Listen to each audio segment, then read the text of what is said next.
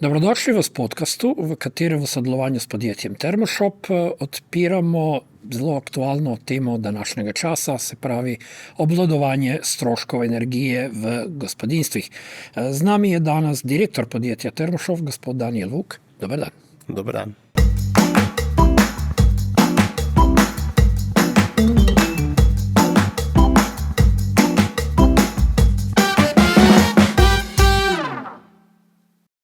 Zdi se, da je razumevanje računov za ogrevanje, iskanje prave rešitve postalo skoraj toliko zapleteno kot jedrska fizika. A bi nam mogoče poskusili v preprostih stavkih povedati, kaj se pravzaprav dogaja s cenovno politiko? Kaj vpliva torej na cene energije, kaj se dogaja na trgu, kaj so vse te pojmi, ki jih slišimo vsak dan, ki se potem pojavijo tudi na naših računih za energijo? Ja, tudi mi strokovnjaki že tudi včasih težko razumemo, kaj se vse skupaj dogaja, je pa res se skupaj postalo zelo nestabilno, ne.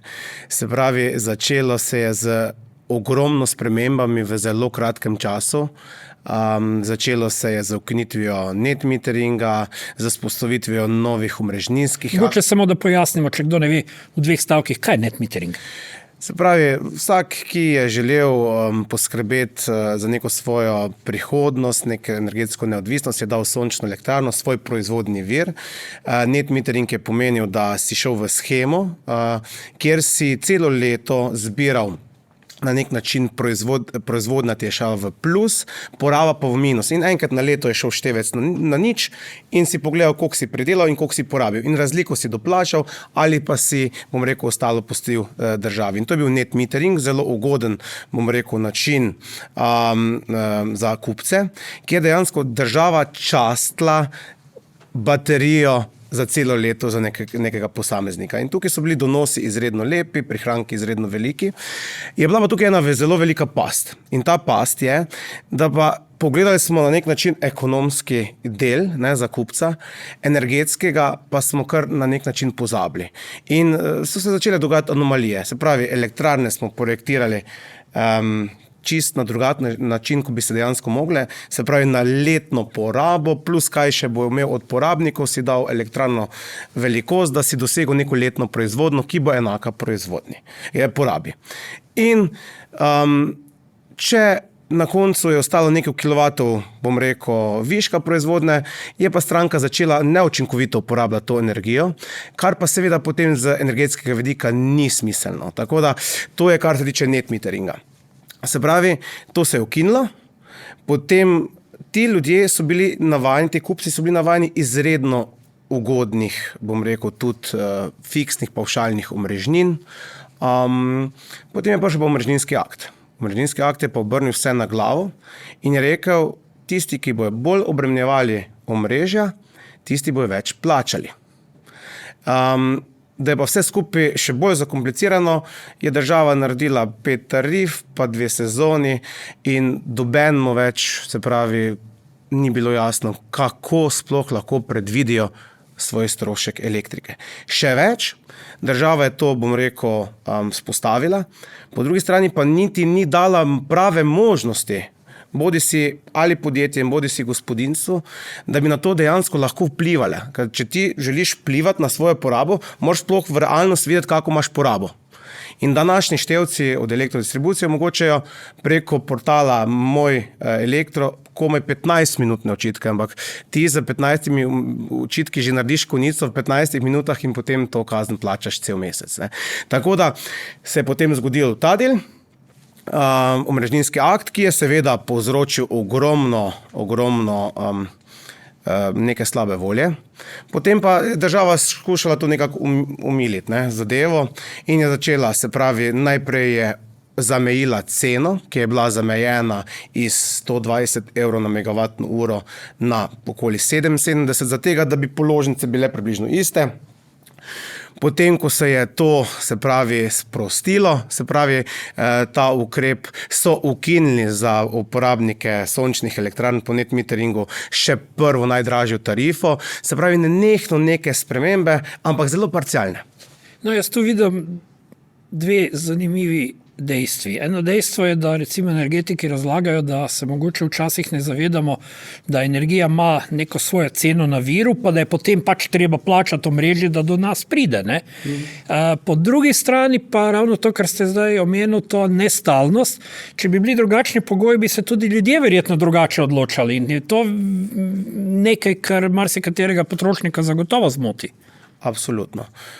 Vsak svoje prihranke pač želi investirati v nekaj, kar mu bo prinašalo neke dolgoročne učinke. Pa predvsem po znanih pravilih igre. In po znanih pravilih igre. In te znane pravile igre so se zdaj že prevečkrat spremenile in nezaupanje je absolutno preveliko.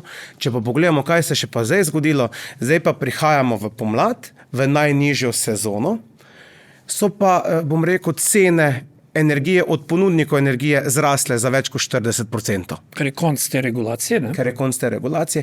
In na koncu, kaj je sporočilo, pač za svojo energetsko sliko do doma ali pa podjetja dejansko mora vsak poskrbeti sam. In kje smo zdaj? Nekateri so recimo bili, bomo rekli, pioniri, pa so pohiteli, pa so glede na neka prejšnja pravila izbrali rešitev, ki je bila v danem trenutku najprimernejša, ali to za njih še vedno velja, ker so imeli takrat, ko so izbrali, to je prvo vprašanje. In drugo vprašanje je seveda, kaj pa vsi tisti, ki so še malo razmišljali in zdaj so pa naenkrat v povsem drugačnih okoliščinah. A imamo zdaj v bistvu potrošnike A in potrošnike B, ali so vsi nekako v istem položaju? Lahko bi rekli, ja, da imamo potrošnike A, B, C in D. No, še slabše. Še več. Pa mogoče, če malo pojasnite, kdo je A, kdo je B, kdo je C, kdo je D. Se pravi, vsi tisti, ki so že investirali v zeleno in so že bili skozi deležni nekih ugodnosti, seveda tiste je zadeva najbolj presenetila. Ne? Je pa res, da tisti so v preteklosti že imeli najkrajše povračilne dobe, največ so dejansko imeli teh ugodnosti. Po drugi strani pa za našo analizo, da ne bomo spoštovali, večina od teh pa je svojo porabo dejansko povečevala. Kaj tudi vidimo. Seveda, ker so... Ker je pač nisi več rabo tako včasih paziti. Merkat. Tako merkat, po domače povedano. In za take, seveda, se je kar dosti spremenilo. Ne? Se pravi, se je spremenilo to, da oni ne glede na to, ne, da imajo letni obračun, oni dejansko obračunsko moč plačujejo glede na najvišjo špico, ki so jo takrat, bom rekel, v tistem mesecu naredili. Oziroma še slabše je bilo. Bilo je tako, da na podlagi, zdaj smo v poskusnem obdobju, da na podlagi pretekle uporabe, se pravi svojega omrežja, oziroma kakšen diagram porabe imaš, so ti dali neke, se pravi po blokih, neke cene, ki ti jih zaračunajo v tem letu. In kaj se je dogajalo v realnosti?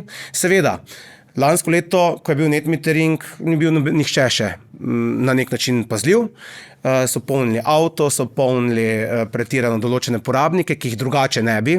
In seveda letos, ko so prišli, oziroma lansko leto novembra, ko so prišli novi bloki, so bili izredno veliki. So bili Kaj pa tiste zgodbe, trikratni računi pa to? Ja, dejansko pri nekaterih res. Ampak kaj je bil tukaj osnovni problem? Zato mi tudi pravimo, da danes se je zgodba energetike popolnoma spremenila. Ne moreš gledati ti samo parcialno enega računa, ti moraš miselno spremeniti.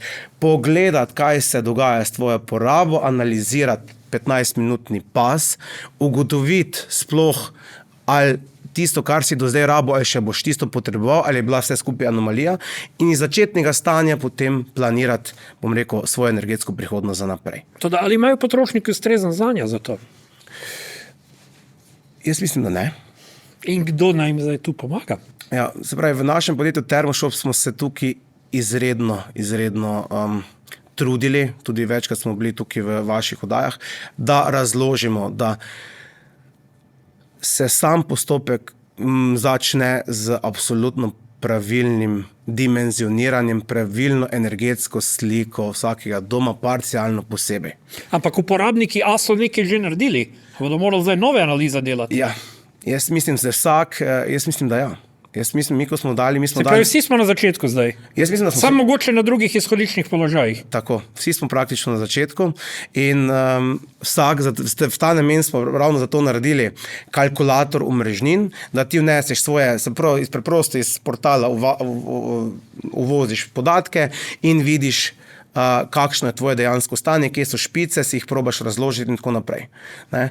Drugi korak naprej pa seveda je, da imaš neko napravo, ki ti pa v realnem času prikaže tvoje dejansko porabo in tvoje dejanske špice. Morda tudi omeji. In morda tudi omeji. In se pravi, najprej, ko se ti najprej moraš zavedati, kje imaš problem. Drži. In če veš, kje je problem, ga bo začel reševati. In največji, bom rekel, izziv je, da ljudje si mogoče tudi sami ne pogledajo, tudi vseh orodij, ki so nam na voljo, ali pa mogoče prehitro zaupajo nekomu, ki ima mogoče premalo znanja, ki so nestrokovni. Danes, če boš pa želel biti na energetskem področju še naprej na trgu sploh, ne, glede na stanje, ki se dogaja, je pa edini možen pristop samo energetski pristop. No, omenili ste, vsak mora se celovito lotiti svojega vprašanja, torej svoje energetske preskrbe.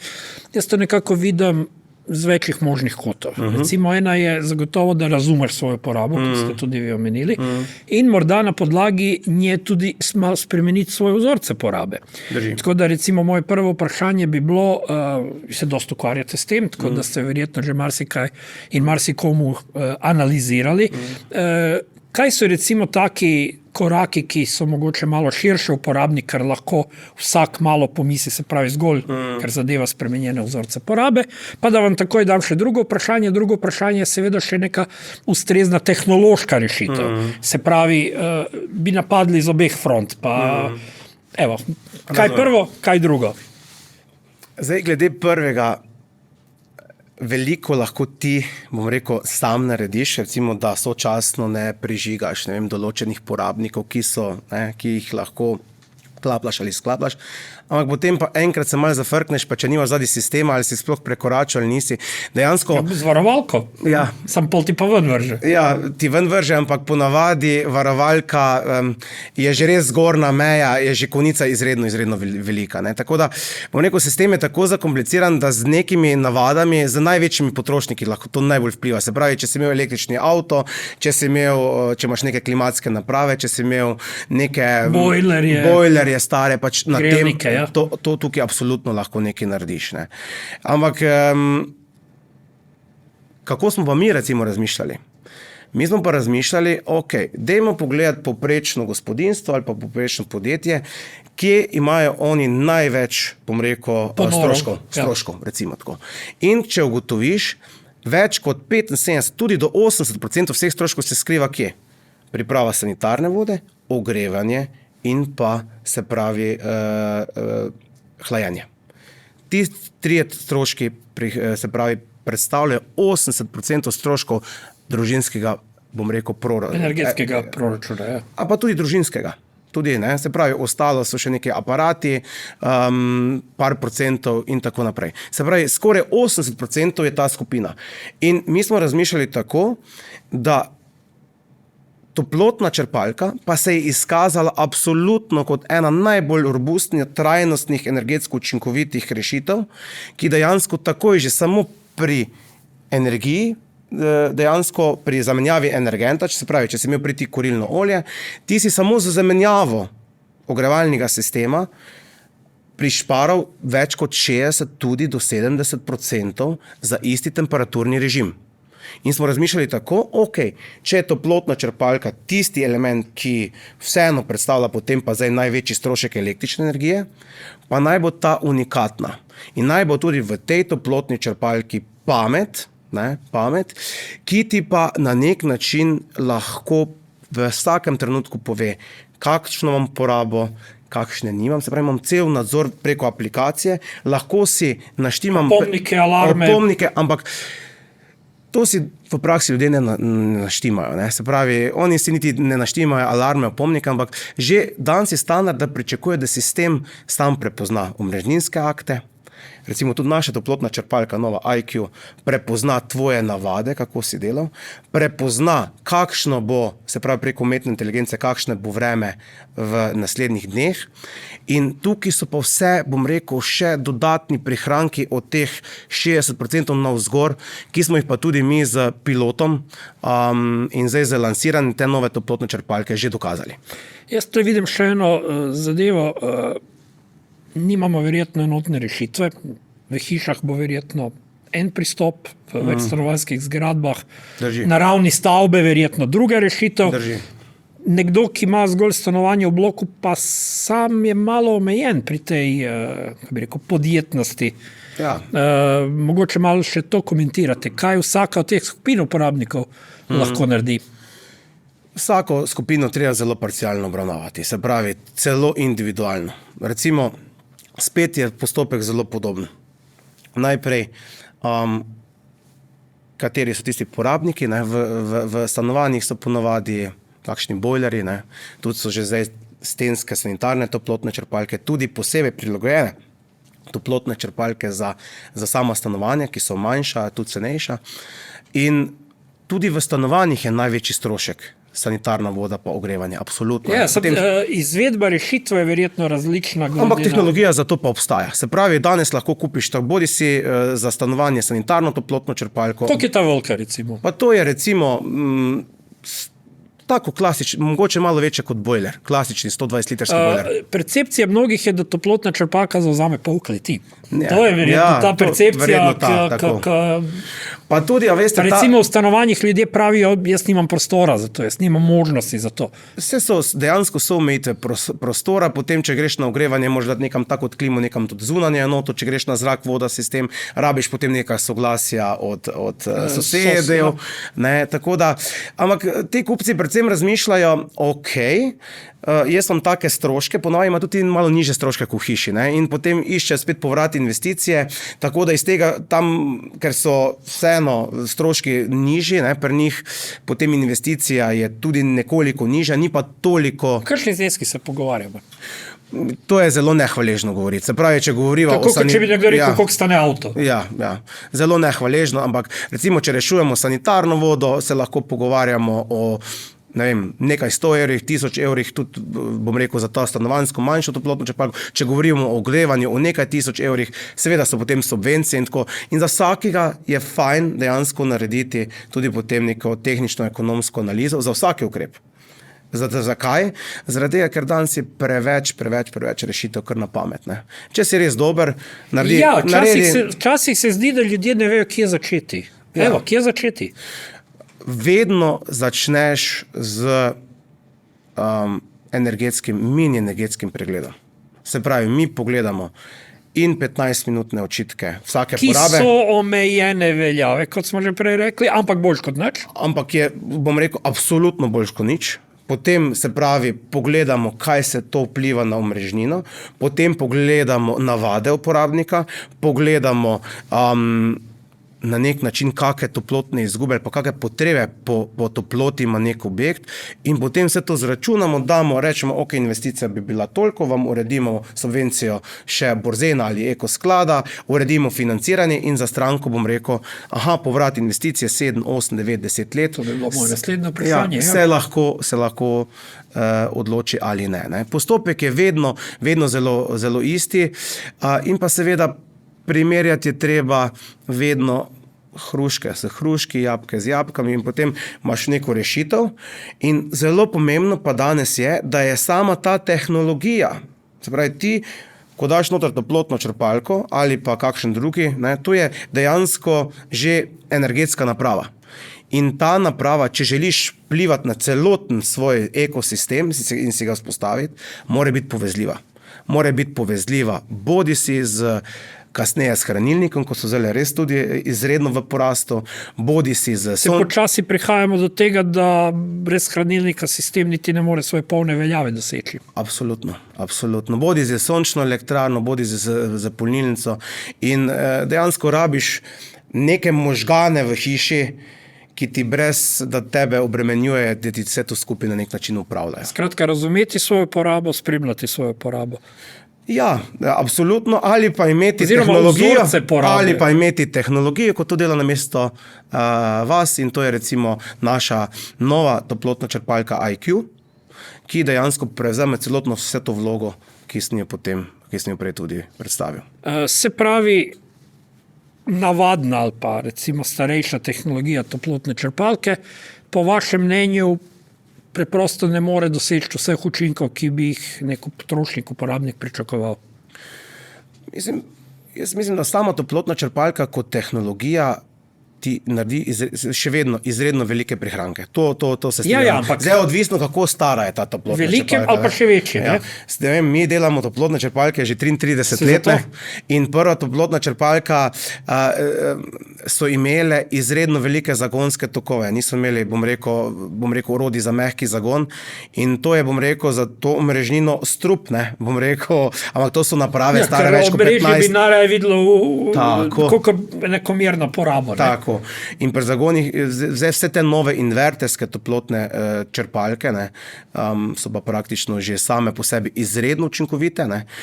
Je pa res, da tudi za vse te, ki še niso pametne, pa tudi mi ponujamo v okviru vzdrževanja, da se ta sistem dodatno Ravno to bi bilo moje naslednje vprašanje. Če je nekdo bil med prvimi, pa je recimo imel neko starejšo tehnologijo, a se lahko opametuje to črpalko? Vse je odvisno, se pravi tudi, koliko je stara ta naprava, ampak če gledamo, da je največ prodaje bilo v zadnjih 10 letih, ker to res ekstremno eksponentno naraslo, bi bil moj odgovor da. Bi lahko potegnili usporednico s klimatskimi napravami. Prve so itak bile samo vključi, izključi, bolje še bilo neko uravnavanje, pa smo malo povezovali na temperaturo, zdaj pa verjetno imamo nek širši vzorec spremljanja, spremljamo več dejavnikov, ki vplivajo. Ja, lahko bi tako rekli, ja. Sam še za trenutek, da ne spregledamo tega, omenili ste subvencije. Koliko država pride nasproti? Se pravi, tukaj lahko, če greva sama toplotne črpalke, tudi do 30%, pri hranilnikih imaš različno, ali samo hranilnik, bom rekel, integriraš v sistem, pa že ima sončno elektrarno, tukaj dobiš 675 evrov po kilovatu, kar je izredno veliko, glede na to, da cene tudi sedaj padajo. Če samo ločeno sedaj kupuješ hranilnik, imaš nekaj čez 270 evrov, tako da subvencije so še vedno, če samo sončno elektrarno integriraš po mesečnem obračunu, dobiš 225 evrov po kilovatu. Tudi podjetja, recimo zdaj je zelo aktualen razpis, predvsem za prenovo celotnega ogrevanja, celotnega hlad segmenta, dobiš tudi lahko do 65%. Se pravi, tudi vsa podjetja lahko to dobijo, lahko dobijo tudi podjetja za integracijo in hranilnikov in samih sončnih elektrarn, tako da vse je na voljo. Skratka, ne pridemo v trgovino, kupimo kar eno črpalko in jo preklopimo, ampak je to, rekli, ena taka celovitejša naloga. Moje mnenje je, da se mogoče preveč ukvarjamo samo s tehnologijo pa s toplotno črpalko. To je moje. A veste, danes... ljudje smo razvajeni, najraje vklopimo in pričakujemo, da dela točno to, kot smo si mi zamislili. Moja teza, moja filozofija, pa tudi filozofija našega podjetja je, če pogledamo spet, kaj je problem. Ne? Se pravi, mi smo eni redkih v Sloveniji, ki imamo tudi svojo montažo, pa svoj servis. Naredili smo že skupaj 50,000 toplotnih črpalk in jih tudi montirali. Imamo vzorec izredno velik. Ne? In če pogledaš, kje je največ težav, ne? Kdaj so stranke nezadovoljne? Takrat, ko so težave. In kdaj so težave? Takrat, ko je sistem slabo zasnovan, se pravi takoj v štartu, pa pri sami izvedbi. Se pravi, slaba montaža, slaba izvedba, mogoče še slabo vzdrževanje. Sama tehnologija kot taka je zdaj že na trgu, se pravi, če že mi delamo to 33 let, je zelo, bom rekel, že zelo napredovala in samo tehnologijo ni toliko težav. Ne? Vedno bolj poudarjam storitev. Ne? Toplotna črpalka, tehnologija mora biti, nov standard je, da je povezljiva, ne, da zna komunicirati z drugimi napravami, da ima nek svoj sistem monitoringa, da lahko ti vplivaš in da se ona tudi sama odziva na tvoje potrebe, na vremenske razmere, na omrežninske akte in tako naprej. Po drugi strani pa, da je potem sama montaža strokovno izvedena mi imamo tukaj svoj standard, Thermo Plus standard, ki zelo točno opredeljuje, kakšna mora biti lokacija, kakšni morajo biti odmiki, kakšne so specifike in tako naprej. Zdaj smo nadgradili z standardom Thermo Plus IQ, kjer tudi mi kot toplotno črpalko integriramo, povežemo še, če ima stranka hranilnik, polnilnico, vse v isti sistem. Da vse te ključne naprave med seboj komunicirajo. Spet ta celovitost, o kateri govorimo. Brez tega danes, če nimaš lastnega ekosistema... Da ne bi imeli ene rešitve za to, drugo, za to, tretje, za to pa se ne slišijo med sabo. Ampak potem, kaj pa potem še sledi? Ne? Potem pa ti to kupiš, pa pričakuješ, da bom pa jaz zdaj varen, pa siguren naslednjih tudi 15, 20, 30 let. Ne? In zato jaz pravim, da ne more biti sam cena. Bolj pomembno je, da kaj se zgodi. Če recimo, mi v podjetju imamo že 10% vseh zaposlenih IT-evcev. Zakaj? Zaradi tega, ker ti naštimaš, recimo, ali pa v stranki narediš neko strategijo, po kateri, glede na njihove navade, glede na potrebe, glede na tudi, ali je v net meteringu ali ni, mu narediš, kako bo toplotna črpalka delovala. A koliko so samo učeče te inteligentne črpalke? So zelo. Že imajo te module noter, se pravi, spremljajo tvojo, kako se ti odzivaš, kdaj si doma. Živijo z uporabnikom. Ja, že malo bom rekel, nismo še tako daleč, ampak vse gre v to smer. No? Se pravi, learn to machine modeli, tako da... Mogoče še za zaključek, ne, omenili smo, imamo ABCD skupine, tole kar nek, bomo rekli, splošen pristop, ampak koliko se torej to razlikuje, če rečemo, da so A bili tisti, ki so šli prvi s prvimi tehnologijami in tako naprej, in D tisti, ki še sami ne vejo, kako naj se lotijo, pa B pa C imamo še vmes. Mogoče kakšne specifike za vsako od posameznih teh skupin? Ja, tisti ponovadi, ko prvi naredijo ponovadi največje učinke, ne? Se pravi, ker takrat so največje subvencije, država ful promovira, ne? Pravi, tisti so, bom rekel, učinke dosegli, 3 do 5 let so povrat investicij absolutno dosegali. Ne? Se pravi, te zdaj je pa predvsem strah. Eni pravijo prepozno. Ja, je pa predvsem strah in pravijo, da je prepozno. A je res? Jaz mislim, da absolutno ne. Pa tudi sicer trg globalno, bom rekel, toplotnih črpalk pada recimo za 24% v lanskem letu, pa nas recimo v našem podjetju celo rasto in tudi po povpraševanjih letos mi beležimo 20 do 25% več povpraševanj. Je pa res, da se ljudje dosti dlje časa odločajo. Ampak z hranilnikom, z toplotno črpalko, sončno elektrarno, prijemo pa za subvencijami, ki so danes, pa z ustreznim financiranjem, tudi kamot stranke pridejo na 6 let obrat investicije. Tako da nikoli ni. Pa še eno stvar bi mogoče tukaj za konec. Ne? Jaz pravim, vsak dom bo tudi, se pravi, toplotna črpalka poskrbimo za svoje stroške, toplotna črpalka ti poskrbi za večino stroškov v samem domu.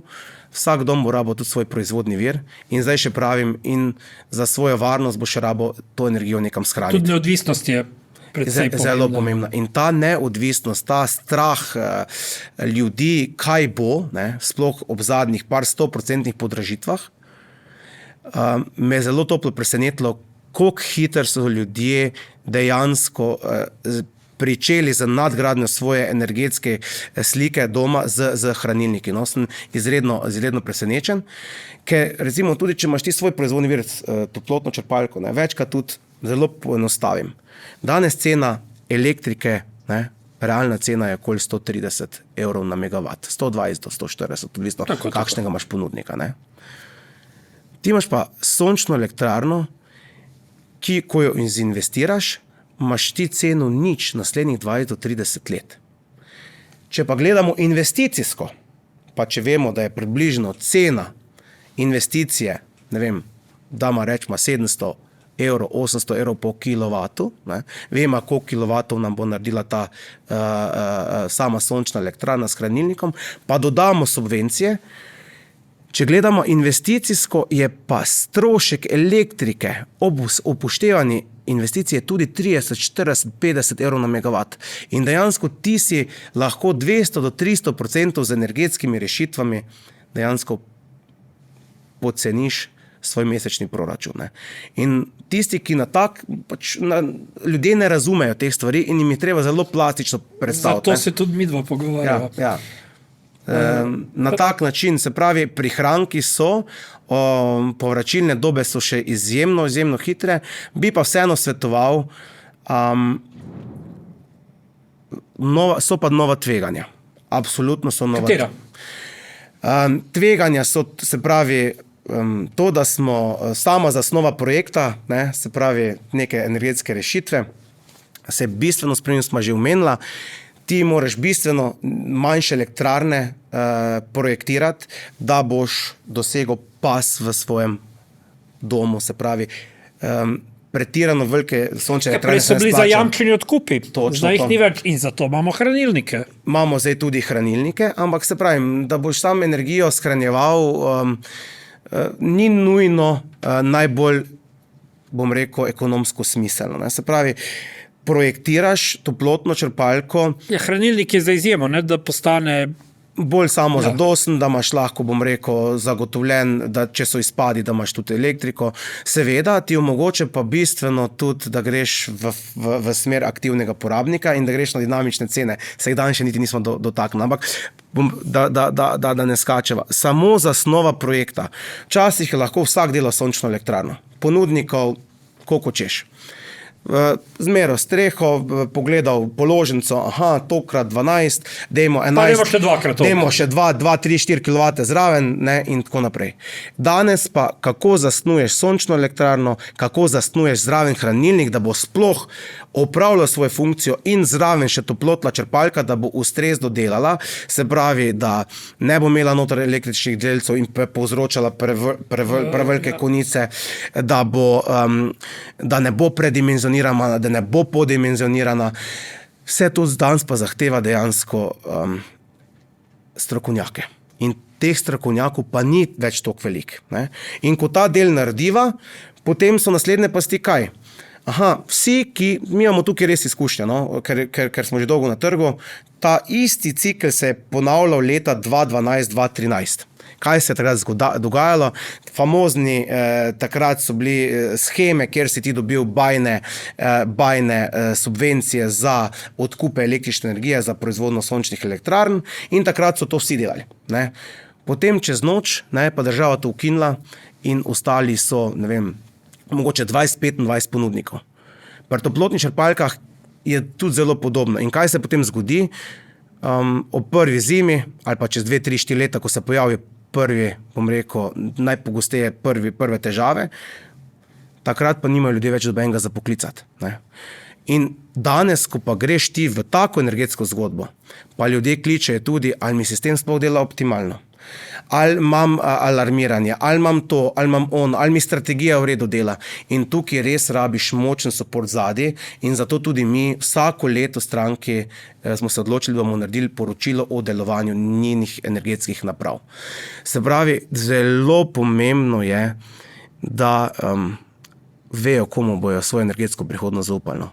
To je zelo pomembno. Pa tudi sami ste omenili, nekoč se je dimenzioniralo proizvedi čim več. Ne? Ja. Pravi pristop danes je proizvedi to, koliko rabiš. To, koliko rabiš, ja. Ker spet pomeni poznati svojo porabo, vzorec porabe, navade. Ja. Ampak recimo pri toplotnih črpalkah je pa isto. Ne? Nisem bil čisto siguren. Redko kdo zna transmisijske izgube izračunati, pa ne da bi koga žalil, ampak recimo nek monter reče, pa dejma 2-3 kW več, pa bo zagotovo v redu. Pa najma električne grelce noter, pa boš imel neki backup, pač toplotna črpalka ni električna peč. Ob pravilnem strokovnem pristopu ne rabi to in to, mi še do zdaj ni doben, ne rabi toplotna črpalka dobenih pomagal. In ker če ni elektrike, tako ni elektrike. Če boš pa imel pa hranilnik, da boš pa električne grelce za ogrevanje vklapljal, pa je po moje tudi nesmiselno. Tako da ni neke pametne koristi.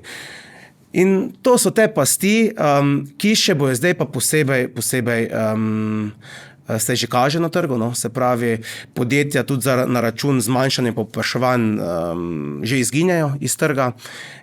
Ljudje, ki so jim pa zaupali, pa ostajajo na suhem in že kličejo po pomoči, po servisu. No? Dobro, upam, da smo vsaj malo uspeli razsvetliti, verjetno je to tematika, sami ste rekli, dokaj nestalno, pa se bomo mogoče še s kakšnimi drugimi izzivi že v kratkem srečevali, ampak če povzamemo torej v 2 stavkih, razumi svojo porabo in glede na njo načrtuj in upravljaj. Ja, absolutno, verjetno ne bo šlo to, da boste lahko čisto sami to naredili. Zaupite to pravim energetskim strokovnjakom. So pa naprave tudi vedno prijaznejše, da nam te podatke postrežejo, kadar jih rabimo. Absolutno, absolutno. In absolutno spodbujam, da sama naprava, tudi če je zelena, tudi če je energetsko učinkovita, naj se dokaže tudi tu pri prihrankih in tudi zahtevite od svojega ponudnika, da vam to pripravi pred nakupom. Gospod Daniel Vuk, direktor podjetja Termoshop, hvala lepa. Spremljali ste Spodcast.